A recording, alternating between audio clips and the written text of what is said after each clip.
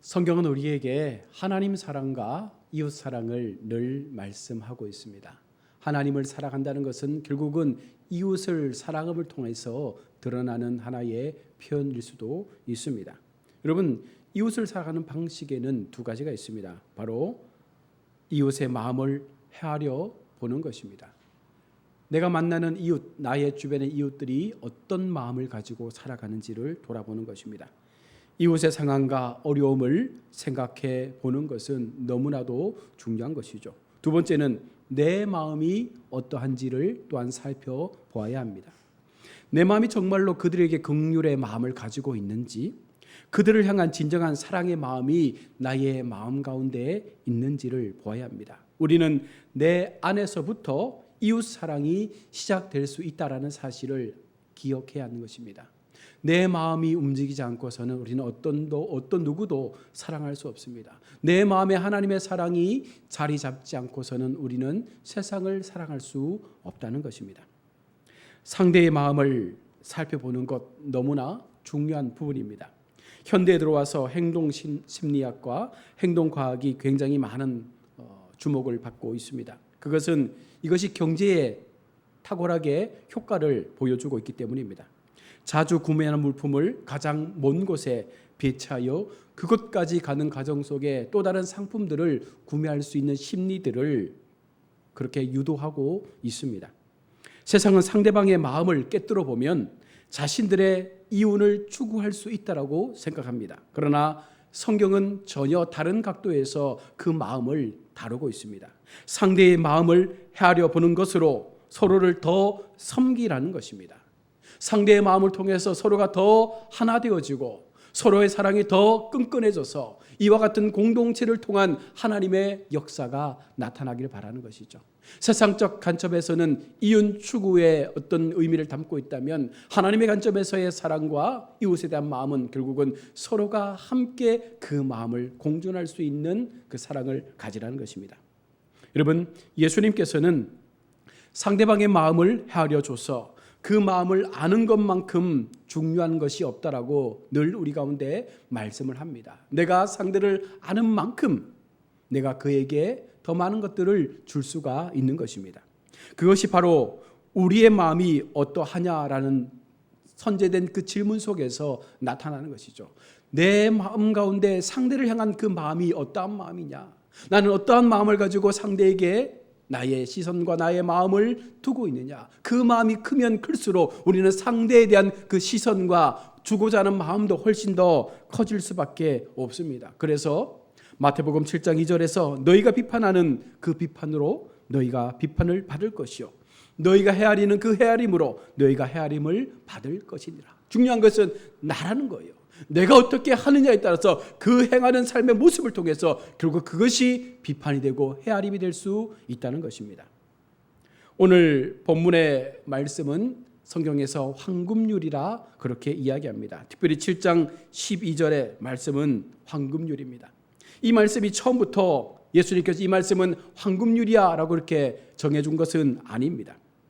기독교 역사적으로 17세기에 와서 이웃 사랑의 가장 중요한 법이라고 깨달았기 때문에 그 당시에 가장 소중했던 것이 황금이어서 이 황금이라는 단어를 붙여서 황금률이라고 이렇게 말하고 있습니다.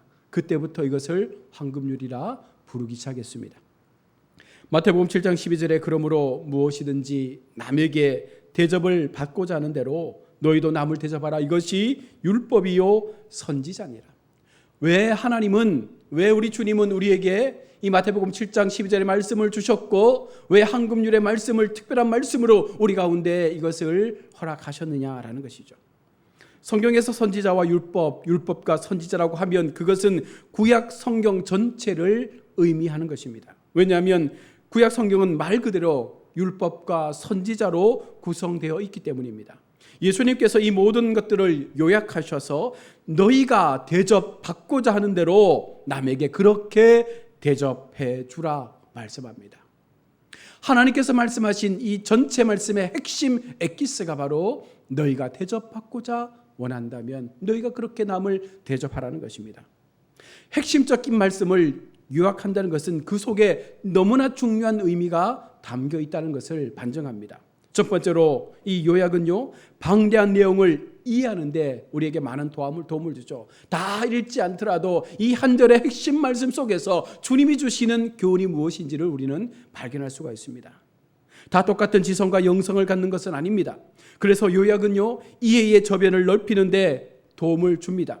몇 사람만 이해하는 것이 아니라 더 많은 사람이 하나님의 말씀이 이해될 수 있도록 예수님께서 한 절의 말씀으로 우리 가운데 엑기스로 준 것입니다. 두 번째로 핵심 요약은요, 우리로 하여금 실천하게 만듭니다.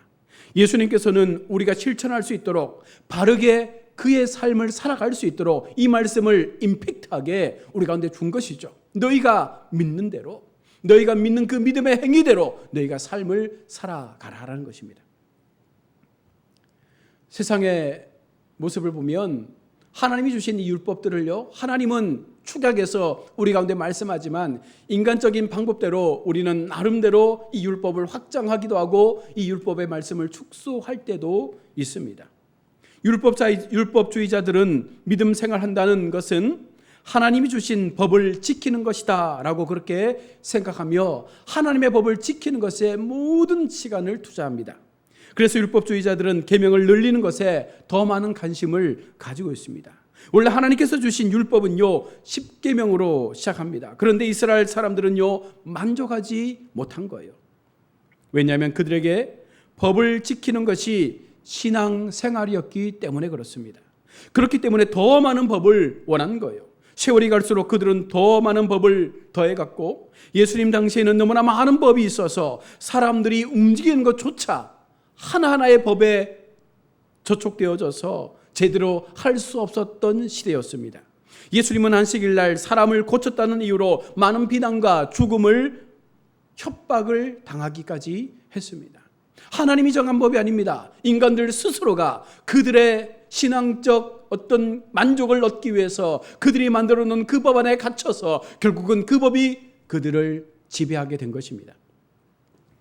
율법 확장주의는 결국 우리로 하여금 진정한 신앙생활을 할 수 없도록 만듭니다.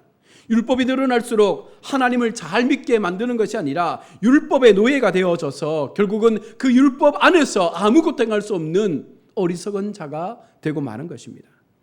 율법은 어디까지나 역할이 있습니다. 율법은 우리를 구원으로 인도하는 존재가 아니라 우리로 하여금 깨닫게 하는 거예요. 나의 죄가 어떠한 모습인가? 내가 어떤 실상의 삶을 살고 있는가? 내가 하나님 앞에 어떠한 삶을 가지고 지금까지 살아왔는가를 되돌아볼 수 있는 그와 같은 모습으로 율법은 사용되어지는 것입니다. 결국 율법은 우리에게 구원을 주지는 못합니다. 오직 구원은 예수 그리스도를 믿음으로 가능케 된다는 것이죠. 갈라디아 3장 24절로 25절에 이같이 율법이 우리를 그리스도께로 인도하는 초등교사가 되어 우리로 하여금 믿음으로 말미암아 의롭다함을 얻게 하려 함이라. 믿음이 온 후로는 우리가 초등교사 아래에 있지 아니하리라. 여러분, 우리가 예수님을 믿기 전 그때는 어쩌면 율법에 갇혀서 율법의 노예가 되어서 율법 안에서 구원을 얻는다라고 믿었다면 이제는 예수님을 통해서 예수님 오신 이후로 우리는 예수님을 통해서 그 믿음 속에서 하나님 주신 그 은혜의 선물 구원을 얻게 되었다는 것입니다. 그러기에 더 이상 율법의 노예가 되지 말고 수만 가지의 율법 속에 얽매여서 우리가 하나님 주시는 그 자유함을 놓치지 않기를 원합니다. 또한 반대로 율법 축소주의자들도 있습니다. 이들도 똑같은 함정을 갖고 있습니다. 사실 율법 축소주의자들은 이 시대의 자유주의자들이라고 말할 수 있습니다. 하나님은 사랑이시고 다 용서하는 분이시니 죄를 지어도 괜찮다. 법은 필요 없고 우리의 삶을 마음대로 살아도 상관없다라고 그들은 말합니다. 맞는 말 같지만 삶의 질서가 없고 삶의 규율이 전혀 잡혀 있지 않습니다. 율법 축소주의나 율법 확장주의 모두가 옳지 않습니다. 예수님께서는 오늘 말씀을 통해서 율법을 축소하는 것도 아니고 확장하는 것도 아닙니다. 예수님은 전혀 다른 접근 방식을 우리 가운데 보여주고 있습니다. 그것은 바로 황금률입니다. 황금률은 굉장히 실천적이며 윤리적이면서 동시에 신비한 윤리입니다. 하나님 사랑과 이웃 사랑을 동시에 이룰 수 있기 때문입니다. 하나님을 사랑하는 자녀들에게, 하나님을 믿는 성도들에게 이 황금률의 율법을 통해서 그들이 이것을 행할 때에 하나님도 사랑할 수 있고 이웃도 사랑할 수 있는 이 모든 것들을 만족시킬 수 있는 말씀으로 오늘 우리에게 이 말씀을 준 것입니다. 마태복음 22장 37절로 40절 말씀에 예수께서 이르시되 내 마음을 다하고 목숨을 다하고 뜻을 다하여 주 너의 하나님을 사랑하라 하셨으니 이것이 크고 첫째 되는 계명이요 그와 같으니 둘째도 그와 같으니 내 이웃을 내 자신과 같이 사랑하라 하셨으니 이 두 계명이 온 율법과 선지자의 강령이니라. 하나님은 오늘 우리를 향해서 너희 속에 기록되어진 이 성경 말씀의 핵심이 무엇이냐? 하나님을 사랑하는 것과 그 사랑을 기반해서 이웃을 사랑하는 것으로 확장되는 것이다. 결국 내가 하나님을 사랑한다는 것, 내가 하나님 앞에 그 믿음을 고백한다는 것, 하나님 앞에 내가 마음을 다하여 주님을 섬긴다는 것은 결국은 이웃을 향한 그 사랑으로 온전하게 실천되어질 때에 완전한 사랑의 모델이 만들어지는 것입니다. 이웃을 사랑하는 방법에는요, 두 가지 방법이 있습니다. 마태복음 7장 초반부터 이웃을 사랑하는 방법에 대해서 말씀합니다. 그 첫 번째는 바로 수동적인 사랑입니다. 십계명이 하는 것과 하지 않는 것으로 구성되어 있는 것처럼 여러분 사랑도 하는 것과 하지 않는 것으로 나누어져 있습니다. 예수님은 이웃 사랑의 방식으로 비판하지 말라라고 말씀합니다. 우리가 하고 싶은 말이 있고 따질 말이 있지만 참고 있을 때 여러분 그것이 승리이며 그것이 이웃사랑이라 말씀하는 것입니다. 마태복음 7장 1절에 비판받지 아니하려거든 비판하지 말라. 우리 마음 가운데 얼마나 많은 욕망이 있습니까? 얼마나 하고 싶은 말들이 많습니까? 그것을 누르고 참을 수 있는, 그것을 절제할 수 있는 그 사랑이 이웃사랑을 향한 마음으로 드러날 수가 있다는 것입니다. 두 번째는 적극적인 사랑입니다. 그것은 바로 내가 대접받고자 하는 대로 여러분 우리가 남을 대접하는 것입니다. 자, 그런데 그 전에 먼저 내 안을 여러분 우리가 스스로 들여다보아야 합니다. 내가 대접받고자 하는 것이 무엇인가? 나는 사람들로부터 무엇을 대접받고 싶어 하는가? 이것을 알면 그들 또한 나와 같은 마음을 가지고 이런 것들을 대접받고 싶어 할 것이 아니겠습니까? 여러분 왜 그런 마음을 갖고 있는지, 내가 왜 그런 마음을 갖고 있는지를 안다면 세상 사람들, 우리 주변의 사람들이 왜 동일한 마음을 가지고 대접받기를 원하는지를 알 수 있다는 거예요. 그러면 진실로 우리는 남을 대접할 수 있는 마음을 가질 수 있는 것이죠. 그들의 필요를 채워줄 수 있는, 그들의 원함을 채워줄 수 있는 바른 대접을 행할 수 있는 것입니다. 사람들이 굉장히 능동적일 때가 있습니다. 그것은 나와 관계가 있을 때 그와 같은 모습이 나타나죠. 이웃사랑이 나와 굉장히 깊은 관계가 있다는 것을 여러분 분명 알아야 합니다. 이것은 남에게 하는 것이 아니라 먼저 나에게 하는 가장 중요한 영적인 행위이기 때문에 그런 것입니다. 나는 만약 하나님 앞에 나의 삶을 놓고 신앙의 점수를 평가한다면 여러분 몇 점 정도 되겠습니까? 우리는 사람들로부터 어떤 평가를 받는다면 나는 과연 얼마의 평가를 받으며 잘했다 인정받겠습니까? 우버라는 미국에 있는 일종의 민간 택시 회사가 있습니다. 택시를 이용하고 싶은 사람들이 휴대폰으로 목적지까지 데려다 달라고 신청을 하면 신청을 접수한 근처에 있는 우버 기사가 와서 그 승객을 목적지까지 차량으로 이동시켜주고 비용을 받습니다. 우버를 사용하고 나면 이 기사분이 좋으셨습니까? 라는 질문을 받게 되고 별점을 주게 됩니다. 보통 친절하고 빨리 데려다 주는 분은 높은 별점을 받게 되는데 높은 별점을 많이 받아야 또 다른 승객들이 그 별점을 보고 이 기사에게 계속적으로 요청을 한다는 것이죠. 자, 그런데 놀라운 것은 기사분들도 손님에 대한 벌점을 줄 수가 있다는 것입니다. 낮은 별점의 손님에 대해서는 승차를 거부할 수도 있다는 것이죠. 별점 제도의 내용을 보면 왜 별점이 중요한지 이렇게 기업은 설명하고 있습니다. 별점은 라이더와 드라이버 상호 간의 상호 존중을 도와줍니다.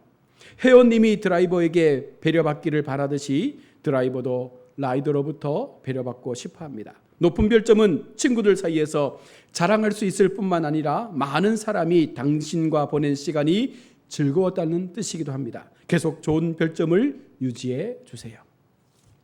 어쩌면 우버에서는요, 오늘 우리 주님께서 말씀하신 이 황금률의 법칙을 적극적으로 사용하고 있는 것 같습니다.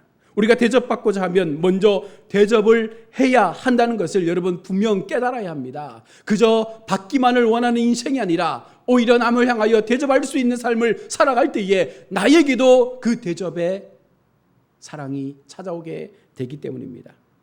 여러분, 이웃사랑의 시작이 무엇입니까? 상담에서는 공감이라고 말합니다. 여러분, 공감은요, 함께와 고통이라는 이 두 단어가 합쳐져서 이 공감이라는 단어가 형성됩니다. 함께 할 때, 그 고통을 함께 할 때, 여러분, 고통을 함께 한다는 것이 공감이에요. 그의 아픔과 그의 여러 가지 많은 상황들에 대하여 그 마음을 함께 나눌 수 있는, 그것이 아픔이라 할지라도 그 아픔마저도 함께 그것을 짊어질 수 있는 것이 공감입니다. 예수님께서도 우리를 공감하셨기 때문에 늘 아프고 힘든 사람들을 볼 때마다 아파하셨고 그들을 향하여 기도해 주셨고 그들의 약점을 하나님은 결코 들춰내지 않았습니다.